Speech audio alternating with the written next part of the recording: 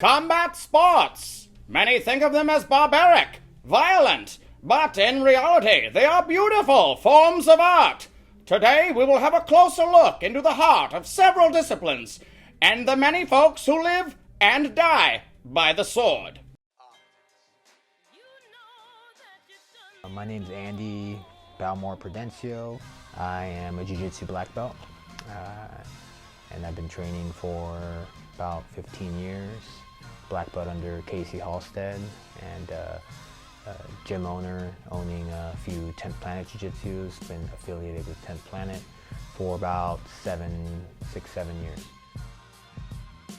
Jiu-Jitsu is a grappling art, so the best way I like to say when I'm trying to describe it quickly to someone is, you know, high school wrestling?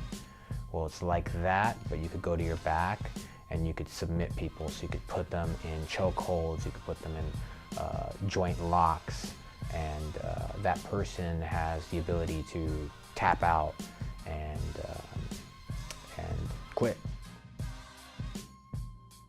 Jiu-Jitsu, to me, you know, as cliche as it sounds, it's life.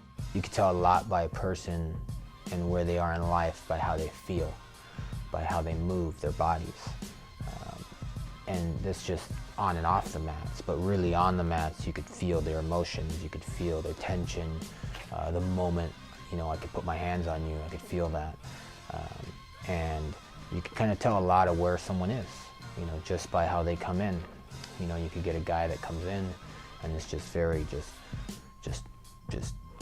angry. You could feel it when they roll, just trying to crush everybody and just Hulk smash through everything and using all strength. And you watch them get picked apart by smaller people and even females, and then you watch them soften that part of themselves up, and you watch them also in other parts of their lives, they start to soften and they start to let go of things because they want to get better at jiu-jitsu, and they know that if they're going to be out drinking and doing that, you know, they're going to feel like crap and then they can't go to jiu-jitsu. So it kind of gives them an anchor point, and so it helps them get more centered.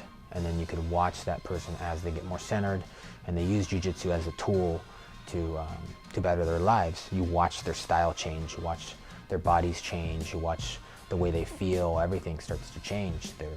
Their whole mannerisms, the way they posture up, the way they move, it just all changes. My name's Andrew Freund. I've been involved in sumo for over 20 years, and I've been doing this 60, 80, 100 hours a week, producing events, competing, running practices, and much more. Briefly, sumo is a traditional Japanese martial art, but it's much more than just a martial art because it's a preservation of traditional Japanese culture. There's lots of rituals included in sumo that relate back to Shinto traditions. Sumo's origins are traced back in different accounts anywhere from 1500 to 2000 years ago. And so it developed a huge amount of cultural impact as it grew over the years. But it's also a very great system of exercise and is useful to some extent as a martial art as well. So to win a sumo match, you either want to push your opponent out of the ring or knock them down to the ground. So you lose as soon as any part of your body touches the ground besides the soles of your feet. So if your hand touches, if your knee goes down, you lose. So if any part touches besides the soles of the feet, you lose, or if you go outside of the ring and touch the ground, you lose. You could be hovering in the air outside and still be okay, but as soon as you touch the ground outside the ring or touch the ground in the ring with any part of the body besides the soles of the feet, you lose.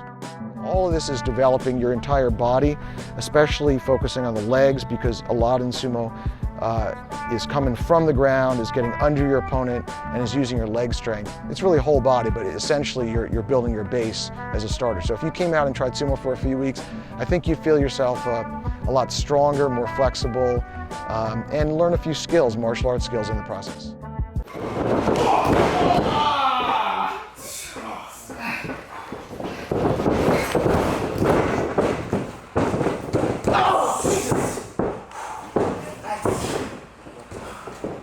My name's Mr. Wrestling Joey Barone.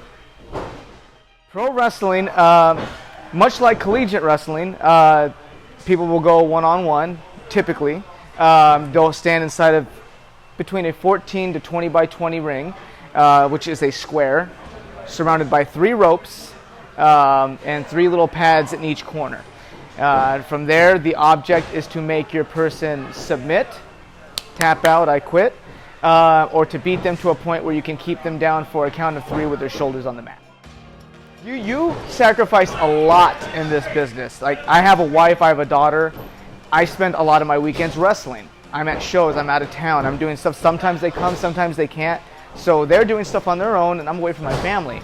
From a personal standpoint, a lot of times you have to train, and you can't go and eat out to places with family and friends because you have to adhere to a strict diet. You have to go to the gym, you have to train, you have to come here, get in the ring. So there's a lot of sacrifice from a personal standpoint, and then from a physical standpoint, you're falling on your back. You know, so many times you're getting hit, you're hitting other people, and you have to be able to protect yourself and be able to take care of your body and prepare it for the next time you're going to do it, because you do it frequently. On a weekend, wrestlers wrestle Friday, Saturday, Sunday a lot of the times. So they're going through hell over the course of 3 days, and they have Monday through Thursday to recuperate. So it's very taxing on the body and very taxing from a personal standpoint. I feel like it's a great escape from the real world, because you come into the ring and you're portraying a character that's larger than life. A lot of times people say in this business that you're playing a very amplified version of yourself. So Joey Barone is playing Lucas Garcia with the volume cranked all the way up. And it's a fun way to be able to get out frustration and energy, because you're doing this and you get exhausted from all of the constant motion you're doing. It's changed my life in a lot of ways. It gives me a lot of confidence. It makes me feel like I'm doing something that gives back to people because it's a form of entertainment. For me, it's just something I love doing, always have loved doing it, and it just gives me a lot of personal fulfillment.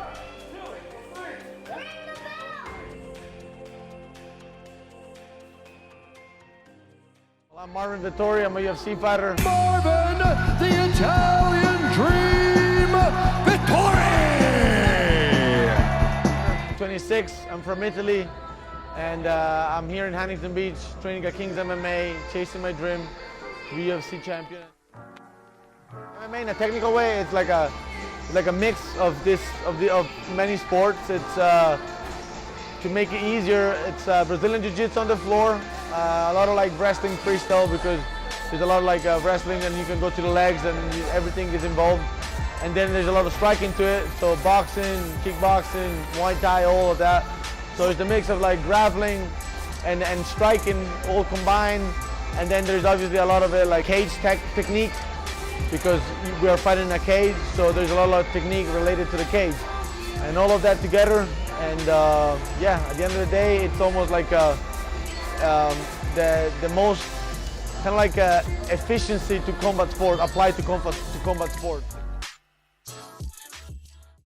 Yeah, did that answer your question? Yeah. I didn't even remember what the question was.